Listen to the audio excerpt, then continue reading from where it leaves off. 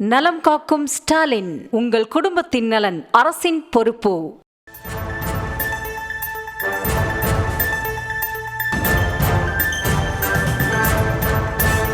அண்மை செய்திகளை பார்த்து வருகிறோம். தொடர் விடுமுறை நாட்கள் முடிந்து சொந்த ஊருக்கு திரும்பும் மக்களால், சென்னை திரும்பும் மக்களால் நெல்லை ரயில்வே சந்திப்பில் அலைமோதுகிறது கூட்டம். இது தொடர்பான அண்மை செய்திகளை பார்த்து வருகிறோம். முழுமையான விவரங்களுக்கு இணைகிறார் எமது செய்தியாளர் ராஜா. அவரிடம் பேசலாம். வணக்கம் ராஜா. நெல்லை ரயில்வே ஸ்டேஷன்ல பொதுமக்கள் கூட்டம் எந்த அளவுக்கு காணப்படுகிறது? வணக்கம். தென் மாவட்ட சுற்று வட்டார மக்கள் ஏராளமானோர் சென்னை மற்றும் அதை சுற்றியுள்ள பகுதிகளில் வசித்து வருகிறார்கள். மாணவ மாணவிகள் அங்குள்ள கல்வி நிலையங்களும் தங்கியிருந்து படித்து வருகிறார்கள். இந்த நிலையில் சுதந்திர தின விழா, கிருஷ்ண ஜெயந்தி விழா மற்றும் ஞாயிற்றுக்கிழமை என 3 நாட்கள் தொடர் விடுமுறை அளிக்கப்பட்டது. இதை விட்டு அவர்கள் கடந்து வெள்ளிக்கிழமை சொந்த ஊருக்கு வந்திருந்தனர். 3 நாட்கள் விடுமுறை கழித்துவிட்டு பணிபுரியும் இடங்களுக்கு கிளம்பிவிட்டார்கள். அவர்கள் ரயில் மூலம் செல்வதற்காக இன்று மாலை சந்திப்பு ரயில் நிலையத்தில் அதிக அளவில் குவிந்துள்ளனர்.